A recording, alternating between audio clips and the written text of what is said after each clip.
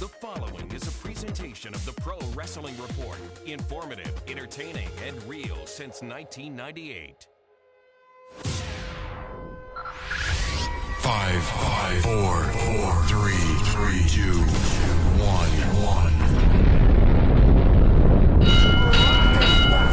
To scratch and major itch. So enjoy your fruity pebbles, you yabba dabba bitch.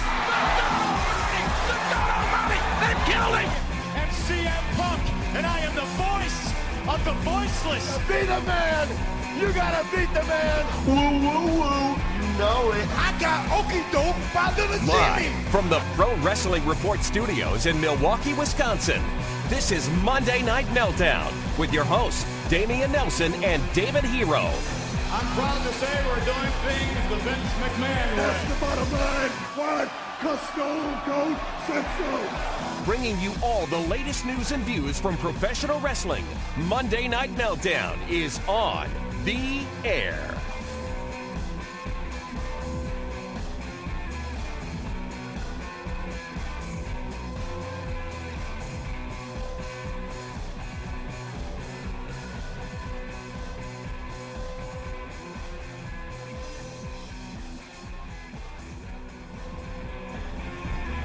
Welcome, ladies and gentlemen, to the Pro Wrestling Report Monday Night Meltdown. We are live on Monday night, April the 23rd, 2012. Damian Nelson along with David Hero and Matthew Thomas here on Blog Talk Radio. And we want to welcome you joining us all over the world, wherever you are, as we are coming off the heels of a big 3-hour Monday Night Raw that ended with what many might consider a bit of a dud. We're going to be talking about your comments on Raw tonight. Those coming to us via the chat room here on Blog Talk Radio, on Twitter, at PWR Show on Twitter, and on our Facebook page, facebook.com/PWR Show, facebook.com/PWR Show. We're also going to be entering the phone zone at the bottom of the program, the number 877-317-9772, 877-317-9772. And gentlemen, Raw tonight, 3 hours of solid progression to Extreme Rules this Sunday night on pay-per-view. But let's first talk about the ending, which was the contract signing between Brock Lesnar and John Cena. Awkward at times, definitely, given the fact that John Cena not immediately out being a part of it, and John Laurinaitis accepts the provisions, I guess, laid out by Brock Lesnar pertaining to his participation in WWE and his contract status in WWE. This was not a good showcase for Brock Lesnar. David Hero, let's hear what you thought. You know, I don't know. I mean, the whole 3 hours was long and whatever, and then the final segment with John Cena and Brock Lesnar was long and drawn out. I mean, Brock Lesnar's doing a great job of making himself be the badass ass kicker, whereas everybody else in the company is cowering to him. You know, they haven't showed him. The only people he's been around in the ring with, with the exception of the big pull apart with both brands, has been Johnny Ace, Matthews, and John Cena, and you know, he's just been dominating every single one of them. But I don't know if tonight's Raw would have made me want to buy the pay-per-view. I don't think that they did enough. Everything? I mean, yeah, I don't. There seemed to be solid build for a lot of the stories. If I had to watch, you know, if someone put me down in front of the TV and said, "Hey, here's 3 hours. There's a pay-per-view on Sunday. Are you going to drop $50 to buy the pay-per-view after watching tonight's 3 hours?" I don't think so. I really don't. I don't think that they did a good enough job of building the matches, the stories, where it's like, oh my gosh, I can't miss this. Because if you look at Punk and Jericho, Punk outsmarted Jericho, and now the babyface who outsmarted the heel is going into a Chicago street fight in his hometown, which you would think CM Punk would win. You know, I don't think they really did a whole lot with Sheamus and Daniel Bryan Danielson.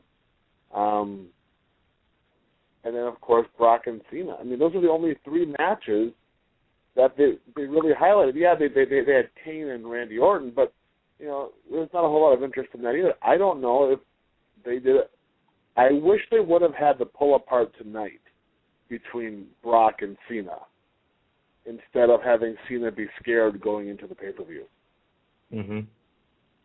Well, we'll talk about whether or not those storylines were progressed as we talk about the rest that happened on the 3-hour Raw tonight. But Matthew Thomas, your thoughts on that closing segment where Brock Lesnar requested personal service on Vince McMahon's jet? It's now going to be called Whoa. Hey, that sounds funny. Only to you. Well, I mean, you know how things are going now with the Secret Service. Now you're talking about personal service on Vince's jet. That's how rumors start. Come on. Well, he wants to use Vince's jet for travel to and from. Which he also wants it to be called. That's how you spin stuff. That's fun nothing. Personal service, personal utilization. Those who are broadcast journalists with clean minds like me know that there was nothing else implied there, by the way. And I can read between the lines. I get it. And Brock wants to read between the lines as it pertains to Monday Night Raw each and every week, wanting it to be called Monday Night Raw featuring Brock Lesnar. Matthew, what did you think of that closing segment with John Cena, John Laurinaitis, and Brock Lesnar?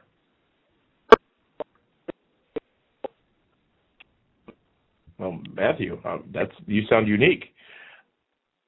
All right, let's. David, what'd you do to Matthew's mic? I didn't do anything. See, you know what? See, you mentioned the Secret Service, and now the mics are going down. I never mentioned the Secret Service. You mentioned the Secret Service, but David, I do want to ask you more about why you don't feel this made you make the decision to purchase WWE Extreme Rules this Sunday night, because I thought that the opening was strong enough with Edge making his return, talking about wanting to see the old John Cena, where that definitely did give some intrigue to the matchup. Do you feel that for that particular match, there was some of that lost in that final segment with the contract signing? I thought, you know what, if anything, the segment with Edge should have happened after the match on Sunday. Let Cena go out there and get his ass kicked. Let it be just Brock Lesnar owning the scared John Cena, beating him from pillar to post, and then, he takes over the WWE, like he says, with his outrageous and ridiculous demands, which then, it starts to rally the troops to say, hey, John Cena, we need you back to help us. Mm-hmm. That would have made more sense. So you have Edge come out, which I thought was great because he's a baby face. The fans love Edge. They get behind Edge. And now you got Edge wanting to cheer on John Cena. If you notice, there wasn't a whole lot of Cena sucks chants during and after that. It was a lot of, let's go Cena. So that was great, because now they're establishing Cena as the babyface, hoping that's how it translates in Chicago, with Brock Lesnar being the heel. But, Cena shows up late for the contract signing. He comes out late. And then he has the chain around his neck, which was cool, the thugonomics, but then he wraps it around his fist. Now, if he's the true good guy, the guy that's been in the ring with the great Khali and Umaga and Big Show and Randy Orton and Triple H and Shawn and all these evil, devious guys and Batista, why is he all of a sudden afraid of Brock Lesnar where he has to put a chain around his hand? You know what I mean? So it's okay, well, why am I going to, if John Cena doesn't believe in himself, then why would I order a pay-per-view to watch John Cena get his butt kicked by Brock Lesnar? All right, well, I'll give you that as it being your opinion, and we'll see what some of the fans have to say as we enter the phone zone in just a few minutes here. But a lot more delivered in the way of the WWE Championship matchup. As a matter of fact, it appeared for a time during Raw tonight that WWE Championship may be forfeited. It was Chris Jericho versus Kofi Kingston in a tremendous matchup, an excellent wrestling matchup, which is one of the great joys you get out of these 3-hour episodes of Raw. After that matchup, Chris Jericho said he had a surprise for CM Punk. He would present that surprise to CM Punk later on, or it would be presented to him later on, which would be a liquor basket. not an Easter basket or a wicker basket, but in liquor basket, which featured Jim Beam, Jack Daniels, and the ever-so-beloved Jameson. Well, CM Punk gives that to Josh Matthews. Josh Matthews disappears later on. We find out that by Alex Riley that CM Punk is drinking the booze in his locker room, furthering the CM drunk storyline. Jericho calls for a field sobriety test because apparently there's a provision where you can't defend or you can't consume alcohol within 12 hours of defending the championship. That must be written somewhere near the 30-day title defense rule as well. But anyway, but obviously that did not apply to the Attitude Era. That's just the PG era. The rules have been rewritten, you know. And then that would go on to him convincing John Laurinaitis to have a field sobriety test with CM Punk in the ring with some of Detroit's finest. This segment was thoroughly entertaining, especially from the point of the fact that CM Punk had a lot of people believing that he was indeed drunk. And we saw the it seemed as if it was going to happen, the transitioning or the stripping of the WWE Championship from the waist of CM Punk, but it would not be that way. And he did something I've never seen a person do in my entire life, and I've tried many a time myself, not being forced to, by the way, but have tried. And that is, he said the alphabet backwards. And a little S and a T issue, but whatever. Nobody else in the world could recite the alphabet backwards, at least nobody watching Raw tonight, I don't think. So he at least deserves props for that. But that segment overall, I thought it was tremendous. And the whole story between Punk and Punk and Jericho tonight, I thought was fantastic and really did set the stage properly for their matchup this Sunday at Extreme Rules. So you think that Punk and Jericho is going to be a solid match? I think so, yeah. Well, I'll have to agree. I think that it's going to be good, but to the point now where Jericho where Punk has gotten over on Jericho every single scenario. Much like WrestleMania, I think Jericho needs to win. Well, but wait, let me ask you how it is that you say Punk got over Jericho in every single scenario when for the last 2 weeks on Raw, Jericho seemingly has come out as the man with the upper hand, smashing the bottle over the back of Punk's head, bringing his family into this thing. Jericho, I think, since WrestleMania, has taken the upper hand over Punk. Except for tonight, and that's the last thing people are going to remember. Sure. But I think that helps set the stage for the matchup on Sunday night because I disagree that people won't remember Chris Jericho doing all the stuff he did, but had he not done what he did, it would not have allowed Punk to be viewed as strongly as he may have tonight. It's going to make for a very interesting Be the Booker this week. Because I think that this match can go so many different ways, so many different scenarios. And, of course, the X factor is that it's going to be in Chicago and CM Punk's hometown. Yes, indeed, it will. That pay-per-view this Sunday night, Extreme Rules from the Allstate Arena in Chicago, Illinois. Looks like we're trying to get Matthew Thomas back on the line here, but we're going to go around the room in a few minutes and talk about Raw with the rest of the PWR team. But before we do that, another thing that we didn't talk enough about, I guess, was Edge's return to Raw. David, I guess I've beaten around the bush on this for a little while and not really come flat out and said it, but I think back to the matches that I remember being great matchups as a wrestling fan, and there are several names of people who join in that category. Shawn Michaels, Triple H, Mick Foley, The Rock, Ric Flair, Tully Blanchard, Arn Anderson, King Kong Bundy, Hulk Hogan, obviously, Kurt Angle, Jeff Hardy, Matt Hardy, Christian even. And while in those names there are some people who could be likened to being similar to Edge, I still to this point cannot buy Edge as a legit member of the WWE Hall of Fame. Well, he's won more titles than anybody else in the history of the WWE. Okay. He's won every title that there is to win there. So, yeah, well, he did. I'm not saying his career hasn't meant anything for the time he was here. I can't believe you're saying that he is not worthy of being in the Hall of Fame. I didn't say that. I said I personally cannot view him as a Hall of Fame member. It's not connecting with me. I understand a lot of today's fans see Edge as maybe that person, But when you look at some of the omissions from the Hall of Fame, you look at some of the great stars who may not have accomplished as much gold around their waist. The guys that you're saying that have not made the Hall of Fame never had a live sex show with Lita on Monday Night Raw. That's that true. right that's there is true. Hall of Fame worthy. Well, yeah, for the Shenanigans Hall of Fame, but not for the WWE Hall of Fame. Look, all I'm saying is, from my personal opinion, I don't see Edge as a Hall of Famer. That's all I'm saying. I appreciate his accomplishments and what he contributed to the business. I appreciate the fact that his career was cut short by an injury. I appreciate the fact that he held a lot of titles, which, by the way, David, you always refer to as props anyways. I respect what he did.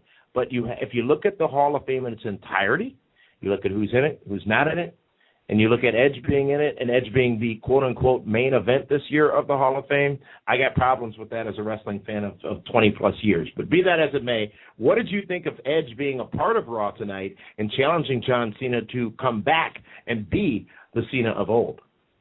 I think that with the exception of Triple H or Shawn Michaels, two guys that wouldn't do it, but unless it's those two guys that were to come out there, Edge was the right choice to be the cheerleader for John Cena.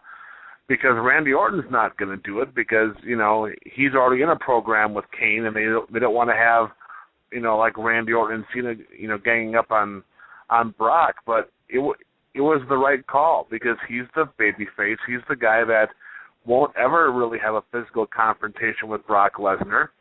And it was done right. It really was. I mean, at first I was like, well, this will be interesting. But, yeah, Edge trying to motivate John Cena, I think, was the best choice with everyone that he's worked with in the past. We've got Matthew Thomas back in the line. Let's try to see if we have a better connection here. Matthew, your thoughts on the Edge return to WWE Raw tonight, challenging John Cena to come back or go back to his roots, if you will. Hello, am I coming through? There you are, Matthew, loud and clear. Welcome. All right. I really enjoyed the Edge intervention, so to speak, tonight. I can definitely say it wasn't something that I saw coming, and what really struck me was that the intensity that his promo had. I can't think of the last time that I've seen a Hall of Fame or a special guest like that come in and contribute with that much intensity. I really enjoyed it, and I thought he did a tremendous job. There were there was actually a title change tonight on Raw. Nikki Bella is the new Divas champion, defeating Beth Phoenix after Eve, who is now part of John Laurinaitis' administration, comes out and makes it a Lumberjill match. Shenanigans would ensue, and Nikki Bella would become the new Divas champion. A lot of speculation out there in the Twitterverse that maybe Beth was legitimately injured, whether legit or part of the match story. It's a big story that Nikki Bella is the WWE Divas champion. And, David, you had some theories, if you will, usually surrounded in conspiracy, but theories as to why this might have actually been the right move to make. Well, absolutely. I mean, hey, listen, if the Bellas are really leaving, if their contracts are up and they're not going to renew it, and from what I've heard from everybody that I've talked to is that they are done at the end of the month, then yeah, absolutely. Let them grab the belt and then let, Beth or Karma or somebody just destroy them on their way out. I mean, if they're not going to be there, put the belts on them, get the internet wrestling fans, the community buzzing, wondering, oh, now they're not leaving. They are leaving. No, they're not leaving. And then just, squash them. And that's exactly what's going to happen probably on Sunday. And we didn't see that match announced, unless I missed it. We didn't see a match announced yet, but we, of course, still have time on SmackDown, and heck, they could always add a match in there, and perhaps that would be the way to go. But Beth Phoenix held the title for over 200 days. She had been a dominant Divas champion. Hopefully the injury not legit, though. So if that's the case, David Hero, if Beth Phoenix is legitimately injured as a result of tonight's Raw, does that change that scenario at all? No, because, it's going to be somebody. It might be the returning Karma is one that's going to knock both of the Bellas out. Listen, it would be so much easier if they just would have taken the Bellas off TV 2 or 3 weeks ago. But that's not how the wrestling business works. As you leave, on your way out, you do the quote-unquote time-honored tradition, and that's what they're doing. I mean, John Morrison did it on his way out. All the guys in the past have done it, and that's what they're going to do with the Bellas. Well, Bret Hart. He's a different scenario. Yeah, altogether. Just ask him. But some other matchups on Raw tonight, including a matchup. What is it? Hold on a second. What is it with you and all this hate for Canadian wrestlers tonight? First you say Edge isn't worthy of the Hall of Fame, then under your breath you're making snide comments about Bret Hart. I also said that when I think of great matchups, I think of such great Canadian talents as Christian. As Chris Jericho. He lives in Tampa now. That's different. And so does Jericho. Just stop right now. Because, yes, and Ric Flair's from Minneapolis. He lives in North Carolina now. Come on now. Don't try that with me. You and your semantics. You know what? Just because your ass got destroyed in the 2012 PWR draft, which we'll be recapping shortly, doesn't mean you can come on here and try to spin me into being shown as a hater, if you will. Because the only thing I hate is how pathetic your team is, because it won't provide me with a great challenge opportunity this year in the draft. I won by 5 points last year. I'm going to win by 5,000 this year. But be that as it may, be that as it may, I want to talk about the rest of the matchups that occurred and the big stories leading to Extreme Rules tonight on Raw. We're going to be entering the phone zone in just a few minutes. But first, I want to talk about Kane and Orton. Kane came out, had words for Randy Orton. Orton had words for Kane, including Paul Bearer back only to be the victim again, and Kane saying he basically didn't even care. Matthew Thomas, your thoughts on the whole scenario surrounding Kane, Randy Orton, and Paul Bearer?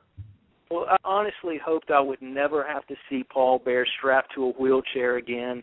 The whole thing gave me horrible flashbacks to that Edge angle. I hope that I would never have to revisit that, but be that as it may. Hall of Fame, by the way. And all this ensued while Edge was there tonight too. I'm just saying, the whole Kane Randy Orton deal.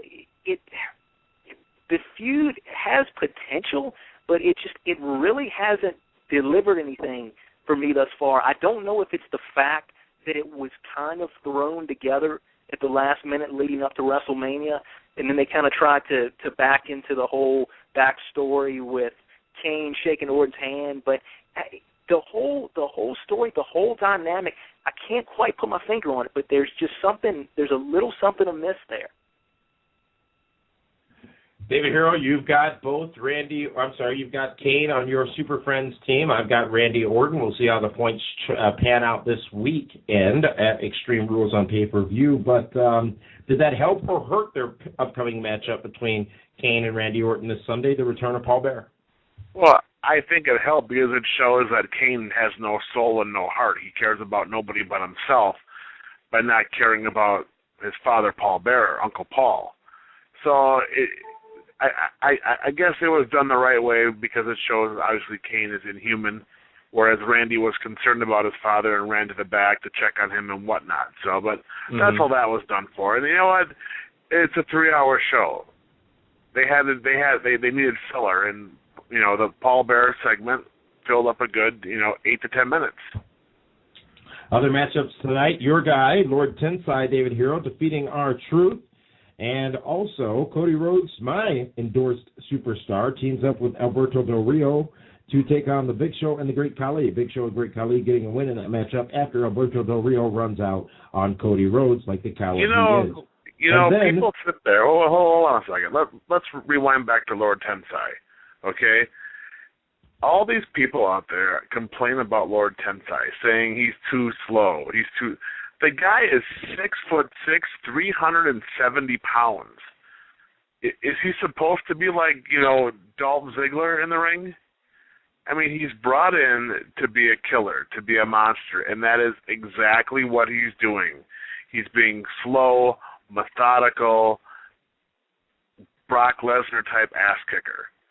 And just because, a bunch of the fans realize, oh, look, that's A-Train, that's Prince Albert, that's the hip-hop hippo. I mean, come on. He's not the kind of guy that you can hide. I mean, he has the same body, the same physique, similar tattoos to when he was A-Train and Prince Albert and the hip-hop hippo. What did you expect people to do? So, I don't know. It's just funny how everyone's sitting there and criticizing. He's had, 3 or 4 weeks? It's a slow, it's going to take some time. Umaga was the same way.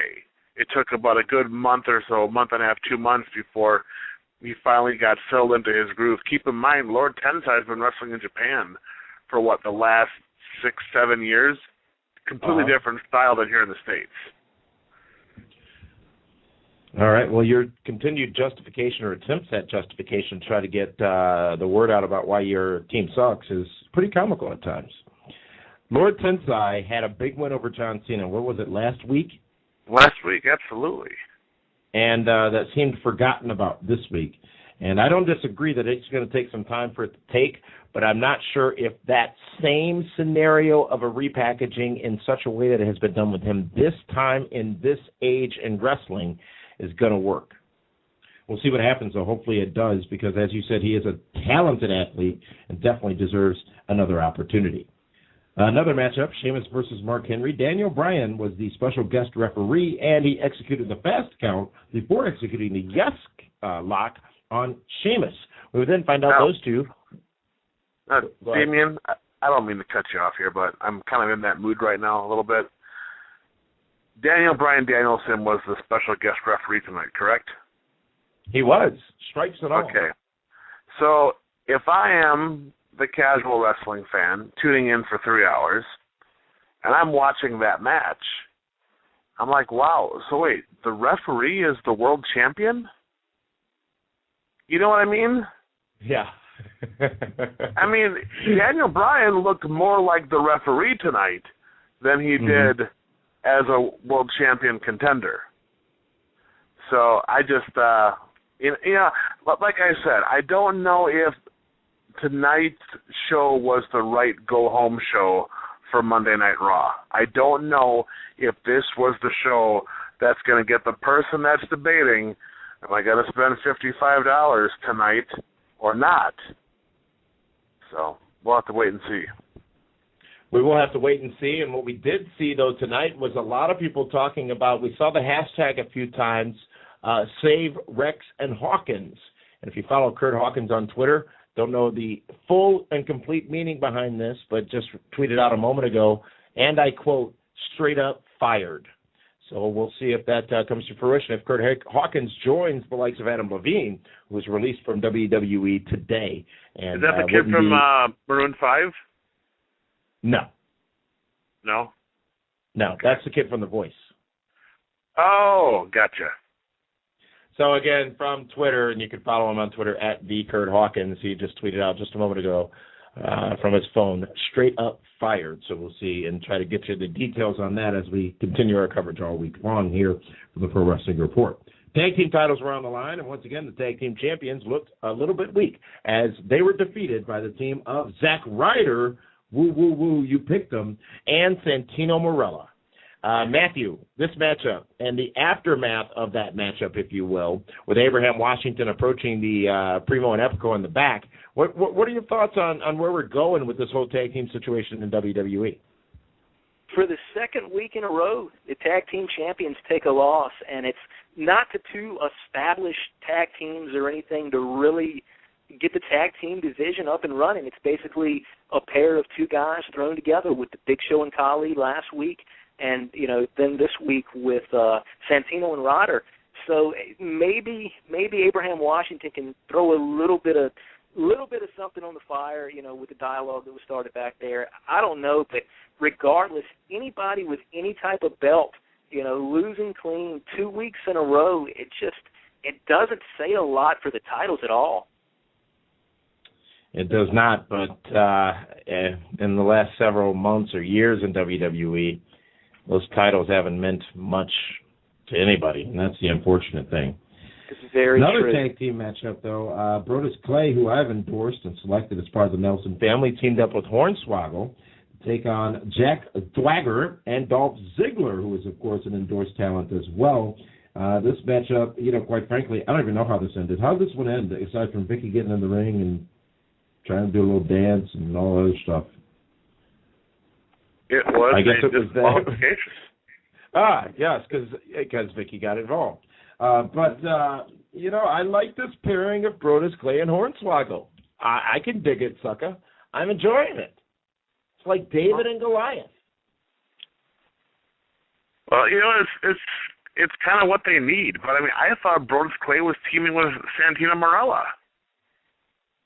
Right?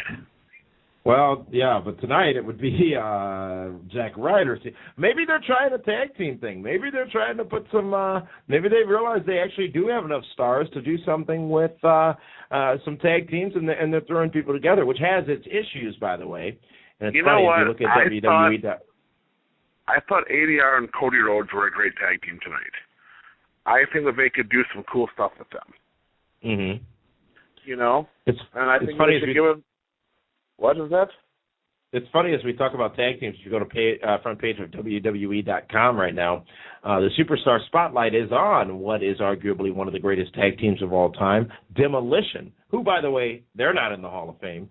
Well, they're in the PWR show Lifetime Achievement Award, though. They definitely did receive the PWR Lifetime Achievement Award last year. They're in the West Wing of the Hall of Fame with Bobby Heenan and Mean Gene Okerlund. But be that as it may, that was Raw tonight. I want to give our fans an opportunity to speak to us as we round out the program here. But before we do that, I want to hear from the rest of the Pro Wrestling Report broadcast team. And let's start with the social media diva. Let's start with the lovely Miss Linda Kay. Linda, you were watching all 3 hours of Raw tonight. What was the highlight for you? And you can't say woo, woo, woo. You know it. But I will say ZYXWVUT SRQPONMLJK. You better be reading that, because those you did perpetrate that you know how to, or do you have that much practice? She has that much practice. Hey, we were in Miami with her, remember? Honestly, Come on. It's one of my many hidden talents, so I disagree with CM Punk. I, too, can recite those backwards. Did you say hidden talents? Yes, Dave. But, okay, nonetheless, I enjoyed Raw tonight. There was a lot of humor. I mean, from CM Punk moonwalking and strutting like Ric Flair, woo, to Paul Bearer getting locked in the freezer. I mean, even Brock Lesnar demanding Raw now be called Monday Night Raw, starring Brock Lesnar. There were a lot of funny moments, but despite the comedy, I enjoyed it. But I don't know if this Raw necessarily got me 100% invested in the pay-per-view this weekend, but I still think they did a good job leading up to it, and I'm still excited to see Extreme Rules. All right, thank you, Linda Kay. Let's go now to one half of our Thursday night Sudden Impact radio team, Dwayne Williams. Dwayne, the highlight of the night, if you will, the kaboom of the week, if you will, for you tonight on WWE Raw. It's kind of tough because I definitely think this was the wrong show. Going in, I think with a 3-hour Raw, I was expecting a lot more than what we actually got. I didn't know what to make of Brock Lesnar's promo. At times I liked it, and for the most part I think that it did well to further his character. So I'm going to have to say the contract signing was the highlight for me. All right. Thank you, Dwayne. And finally, let's go to the man they call Meathead. Meathead, your thoughts tonight on WWE Raw. What was the highlight for you?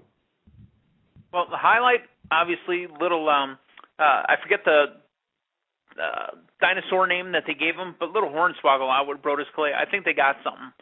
It'll only last for a little bit, but it's a way to get horny on TV. It's a way to get the kids into liking Brodus Clay. It's a way to get a little horny on TV. Okay, just a little. That's good. That's acceptable. Okay, it's a way to get Mr. Swoggle on TV. It's a way to get Brodus over. But honestly, we did the Kane Paul Bearer thing again. I was angry when I saw it. And again, it takes energy to hate and energy to, put forth so much anger towards that. But really, again? Yeah, it did seem like they were going back to the well again with that whole thing. But I think at the end of the day, it made some sense because it showed, as you said, David Hero, earlier, the brutality of the big red machine that is Kane. Meathead, thank you so much for those comments. And as a matter of fact, we are going to take a timeout. And when we come back, we're going to review with you the list of the names selected in the 2012 Pro Wrestling Report draft, and then we shall immediately proceed into the phone zone. So get your fingers ready and press 1 if you want to speak to us here. Is that a Jerry Lawler reference? No, that was a phone zone reference. Fingering? What do you mean? What do you mean? Well, when you talk about Kali, well, you heard it. Come on, I don't got to repeat that. It's a PG show, bro. Come on. We're going to take a time out. We'll be right back with your phone calls here on the Pro Wrestling Report Monday Night Meltdown. Monday Night Meltdown continues after this, live on Blog Talk Radio.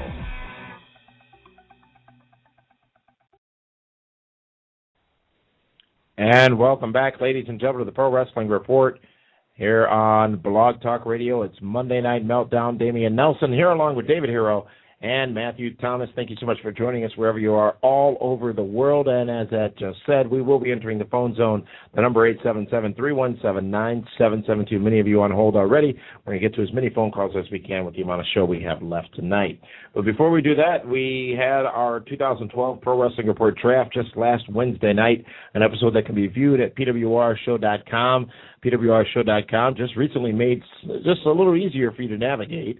You can find our episodes a lot quicker, gets the news a lot quicker, all that right now at PWRshow.com. I want to thank all of our great fans who are loyal to the Pro Wrestling Report and visit our website on a regular occasion. We definitely honor and cherish those fans much more than fans in any of our other viewing locations. But be that as it may, let's first go down and run down the list that is run down of the Super Friends. That's what you call them, David Hero? Super Friends, I understand. Absolutely.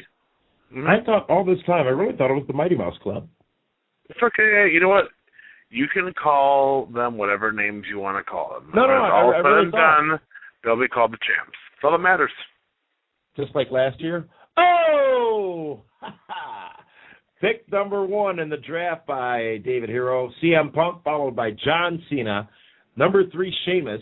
Alberto Del Rio coming in the 4th round. Ryback in the 5th round.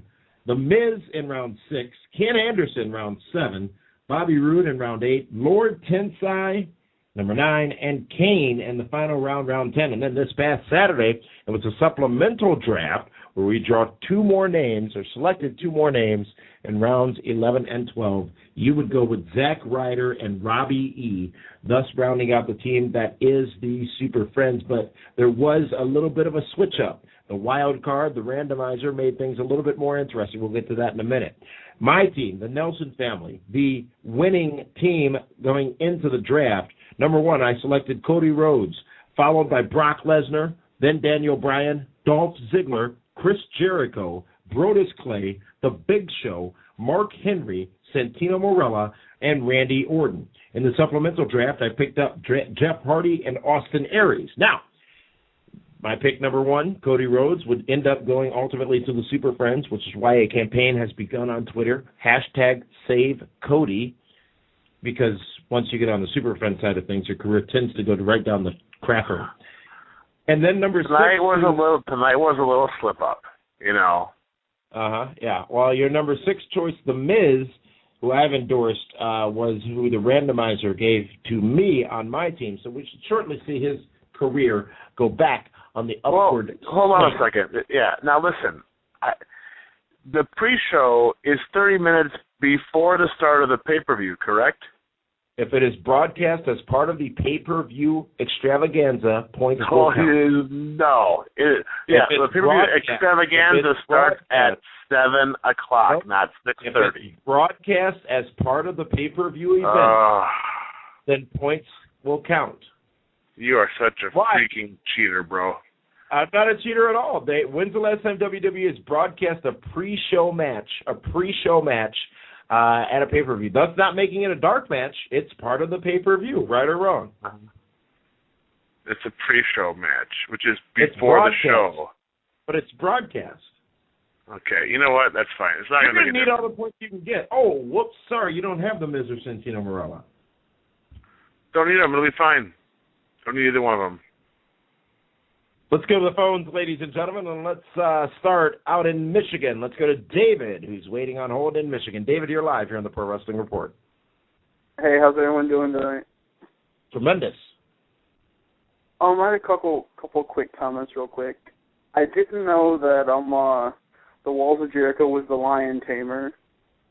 Yeah. I caught that too tonight. And the end of the show, which it wasn't a great Raw tonight, but to me, John Cena came off looking like a punk. Really? How holding the chain. Well, he's sitting there holding the chain, and you see Brock Lesnar hold up his two fists like saying, "This is all I need. You need a chain." Yeah, John Cena was left-handed with his master lock in his hand. Yeah, I know. It's like, to me, he just came off kind of weak, really weak in that segment. I guess that's what they're going for. But I don't get that. And do you guys think could that be a legitimate injury with Beth? Because when she jumped down, it looked, but then I don't know. I mean, if it was legitimate, if she really got hurt during that match, I don't think they would have done the switch of the title belt. You know what I'm saying? Because I don't think she's hurt. Well, that's why. Hey, thanks a lot for taking my call. You guys get everybody else. Thanks a lot. You guys have a good night. All right. Thank you. Thank you so much for calling in, David, out in Michigan. And we are running out of time quickly here. Raw went a little long tonight. We're going to try to get to as many phone calls as you can. So as we take your calls, please hop immediately into your question or comment and then give us the opportunity to answer, and then let the next caller do the same thing so that, again, we can get as many people as possible here on the phones. What I next want to do is go to Sheboygan, Wisconsin. Conrad, you are live here on the Pro Wrestling Report Monday Meltdown. How you guys doing? Hey, Conrad.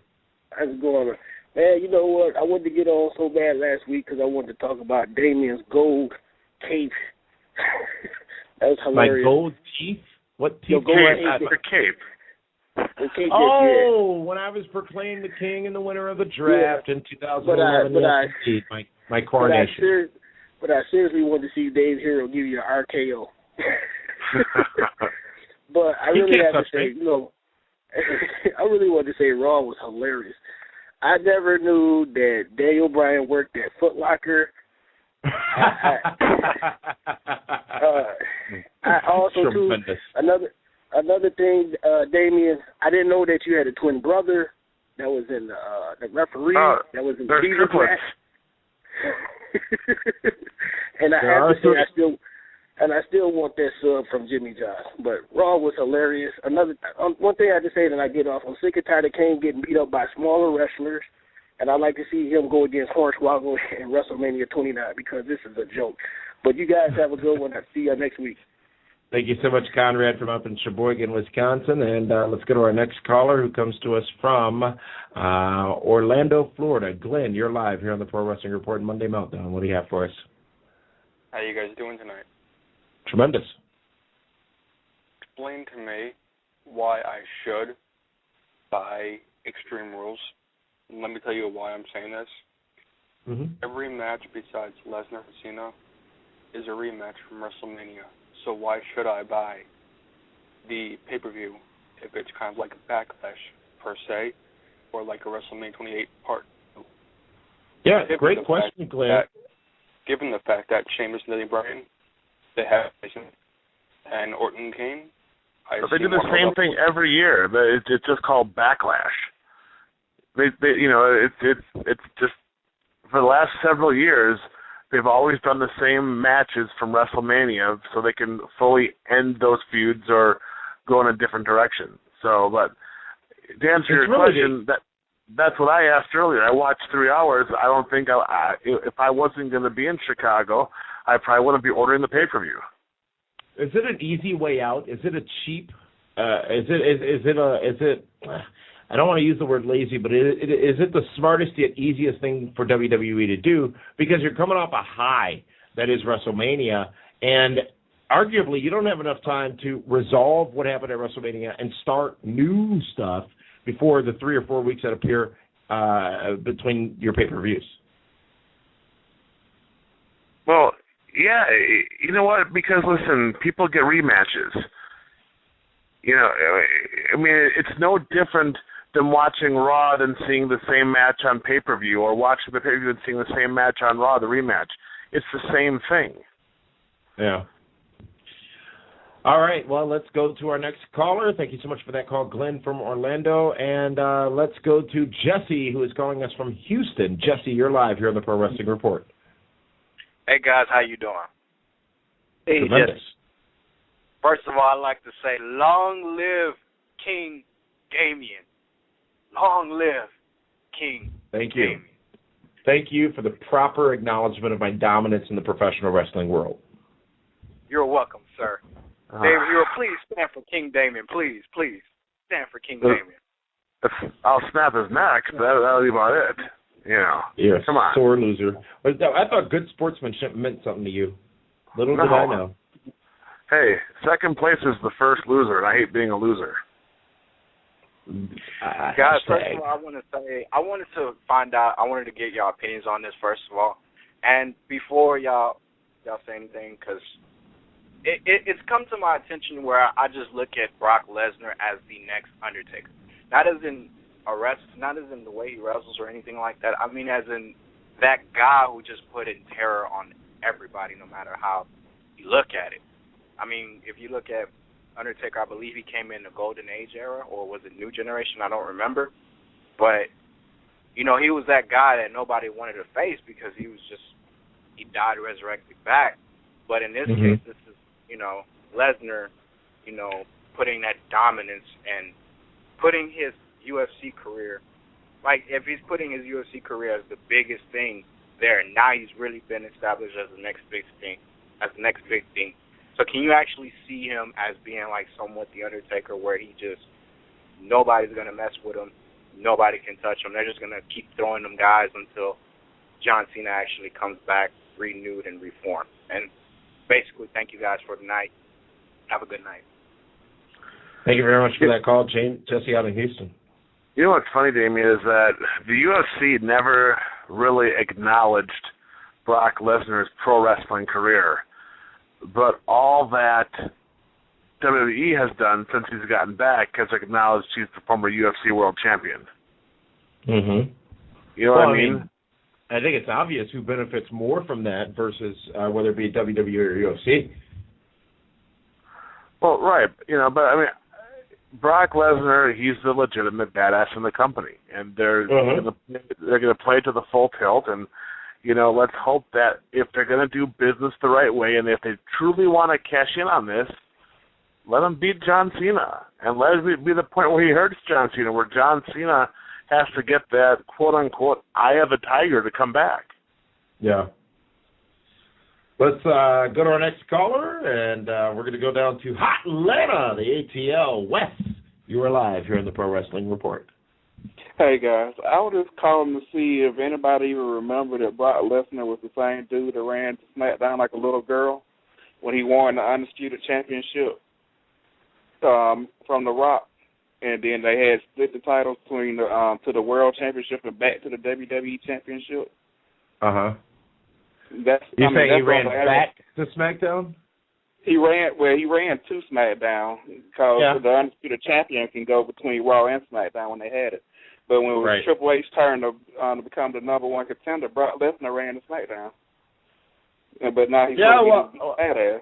I think, Wes, it's important to point out, though, that I don't know if any of the talents decided where they were going to go in that whole brand extension thing, especially when the titles were split and Bischoff came in and all that stuff happening right around the time Brock won the title. So I'm not sure you can fault Brock for being on what was not a diluted brand as it is to a degree now, SmackDown, at that time.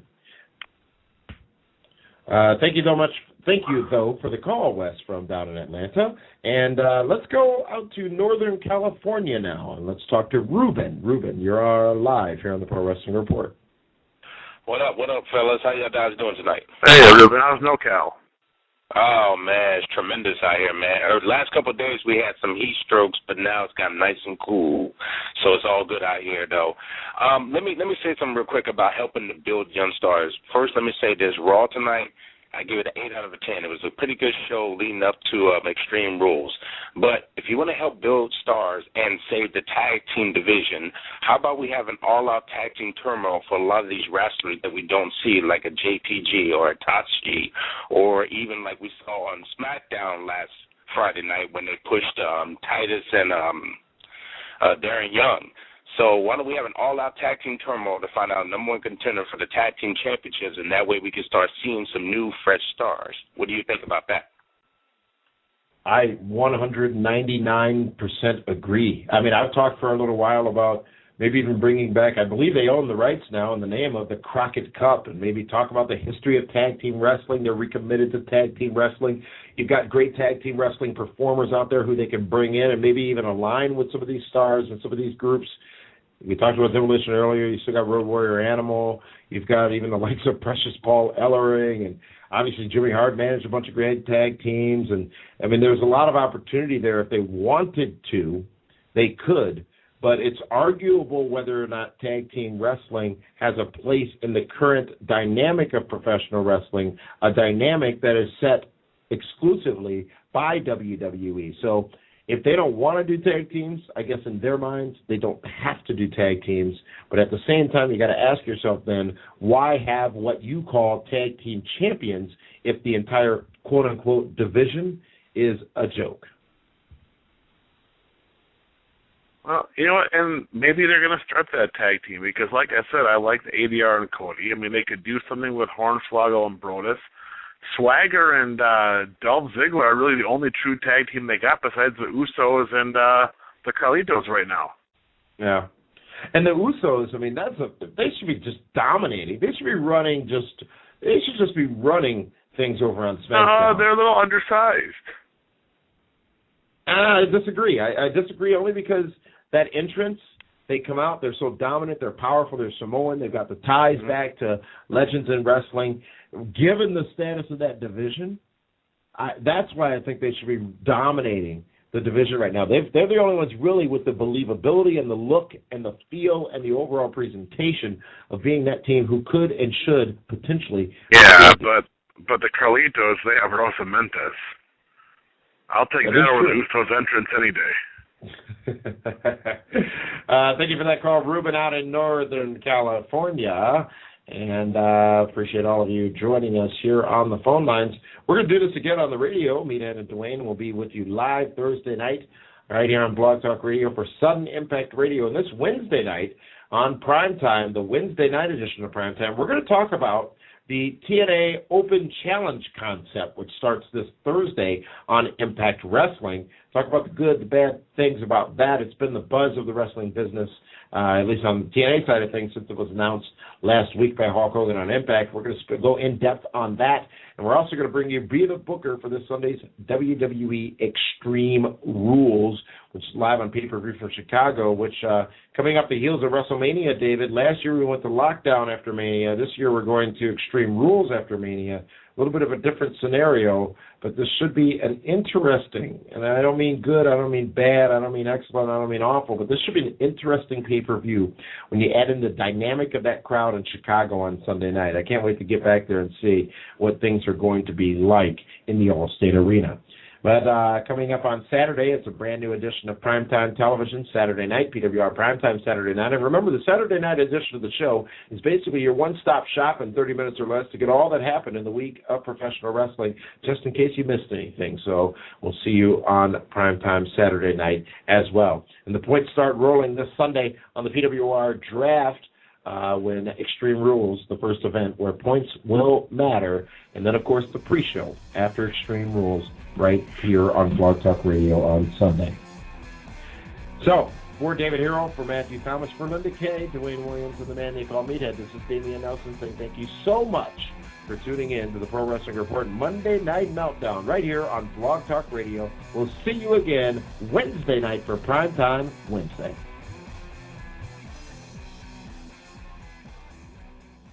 This is the Pro Wrestling Report. Informative, entertaining, real.